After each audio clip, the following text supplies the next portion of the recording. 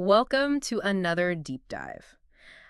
Today we're going to be exploring something a little bit different and maybe a little bit unexpected. We are going to be looking at this concept of Xenia. Huh? And, maybe people listening at home are like, what is Xenia? It's guest friendship. Yes. Which, in the context of Homer's Iliad, is a pretty interesting juxtaposition. Yeah. Right. Because you've got this war story, and then in the middle of it, you have this concept of guest friendship. And so we've got a few academic papers that we're going to be referencing today to guide us. Oh, wow. And I think listeners are going to be in for a real treat because we're not just talking about being polite here. This is a much deeper concept. So Yeah, it's a lot more than just like, having good manners. Right. It's really deeply ingrained in the culture Yes. of the ancient Greeks. And it's a religious obligation, too. With Zeus Xenios himself protecting it. Yeah. It's very interesting. And, when we think about the Iliad, you think about like big epic battles and clashing armies and, Achilles and the rage and all that. But what we're actually going to focus on is a surprising moment of peace and really insightful cultural insight. Interesting. And here's the twist. It doesn't happen during a peaceful feast or anything like that. It actually happens in the heart of the battlefield. Wow. Yeah. So in book 6, we're going to be hanging out in book 6 today of the Iliad. Right. We meet this guy, Diomedes. Okay. Now, Diomedes is this fierce Greek warrior. He's like on a rampage. Okay. And he encounters this guy, Glaucus, a Trojan ally. Okay. And instead of immediately attacking, which is what you would think would happen in this scenario, right? Right. You would think he would just go for it. Yeah, take that. Yeah, exactly. But instead, he shows this restraint and wants to know who he's facing. What do you make of that? Well, it's unexpected for sure. Yeah. Seems like there might be something else going on. Right. It really makes you pause. Yeah. Doesn't it? You'd expect him to act first and ask questions later. But his hesitation suggests there's something else going on. Wouldn't you say? Yeah, absolutely.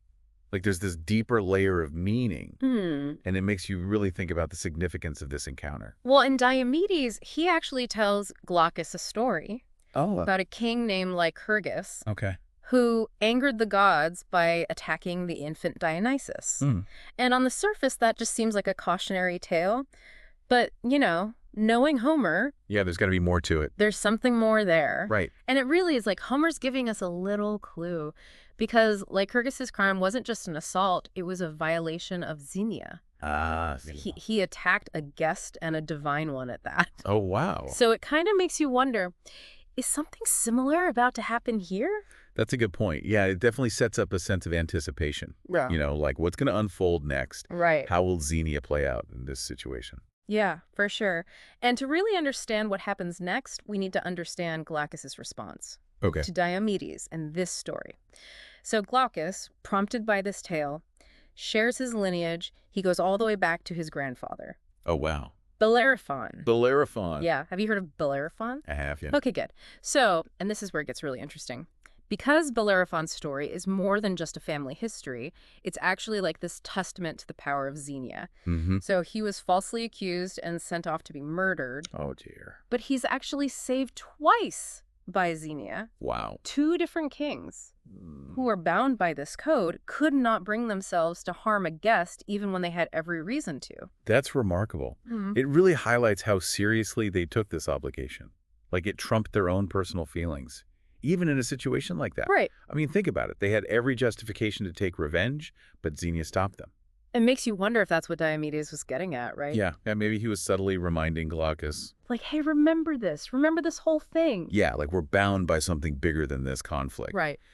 It's fascinating how these ancient traditions can surface even in the midst of war. And it seems to work because after hearing Glaucus's lineage, Diomedes does something completely unexpected. Oh, what's that?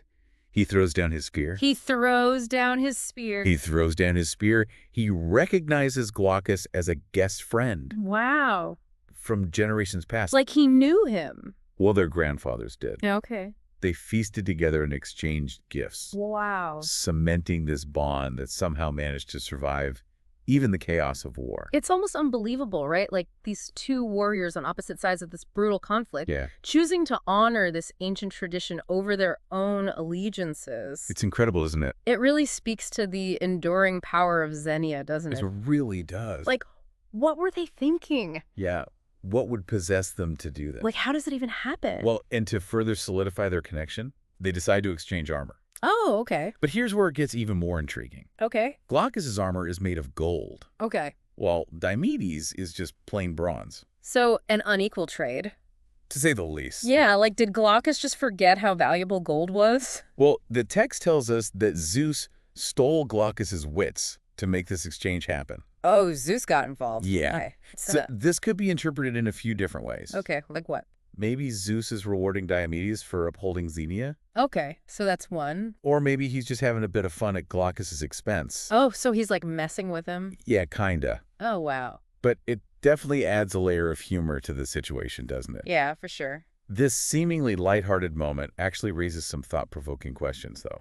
Okay. The unequal exchange, while amusing, makes you think about the complexities of Xenia. Like, does true generosity require equality? Or is the act of giving itself more important regardless of the material value? Yeah, that's a really good question. Yeah. I don't know. It's something to think about, isn't it? It is. And it's a question that we'll explore further as we continue our deep dive. Okay. Because as we'll see, the concept of Xenia isn't always straightforward. Okay. It can be tested, challenged, and even tragically violated. Oh, so it doesn't always work out so well. Well, no, not always. Okay. But to see how that plays out, we need to shift our focus. Okay. From the battlefield to a different setting altogether. Right, so we're leaving the battlefield. We are. Where are we going? The scene now moves from the clash of swords to the heart of Troy to Priam's palace. Oh, okay. We encounter Hector. Oh, Hector. The Trojan prince. Okay. Confronting his brother Paris. Oh, no, so this is not good. And let me tell you, Paris isn't exactly winning any hero awards in this scene.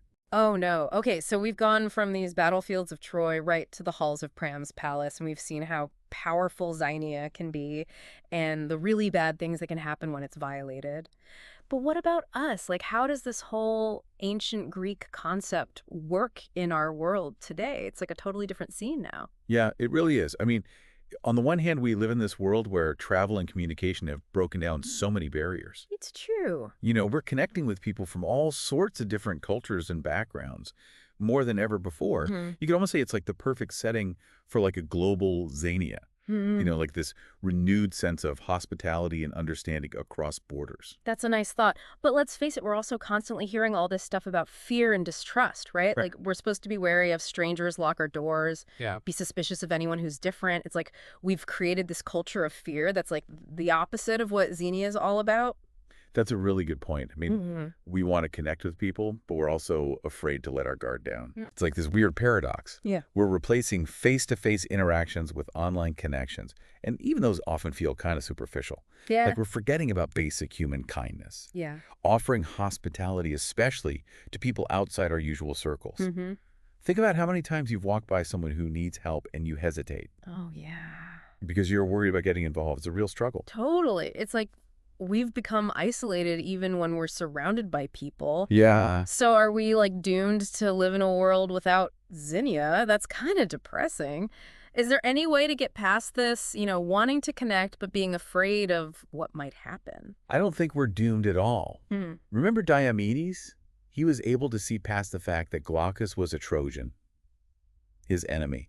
He recognized that there was a deeper connection there, that shared humanity rooted in that Xenia pact their grandfathers made. Maybe that's what we need to do.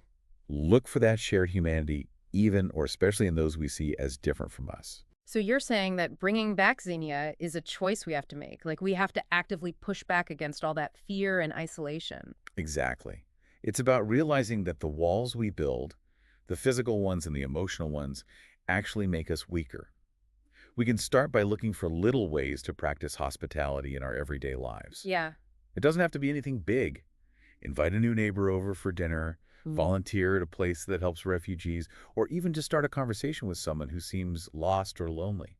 Those little acts of kindness, those real moments of connection can be so powerful. They really can. It's like a reminder that we're all part of this bigger human family, no matter where we come from or what we believe. Exactly. And who knows, maybe by reviving this ancient idea of Xenia, we can start to rebuild trust and community, not just in our own neighborhoods, but around the world. That would be amazing. Maybe that's the biggest lesson we can learn from the Iliad. Even in the middle of all that conflict, that fear and uncertainty, there's always hope for connection, for compassion, for that shared humanity that goes beyond our differences. That's a great thought to end on. We started by looking at this ancient Greek concept, but it turns out that Xenia is incredibly relevant to our lives today. It's a call to action, a challenge to rediscover the power of hospitality and generosity. Yeah. And as you go about your day, think about Diomedes and Glaucus choosing peace over fighting, connection over division. Yeah. Ask yourself, how can I live out that Xenia spirit? Even a small gesture can make a difference, spreading kindness that goes way beyond just us. Well said. Thanks for joining us for this deep dive into the Iliad. Yeah, thanks for listening, everyone. We hope you learned something new about this ancient tradition of hospitality and how it can still make a difference in our world today.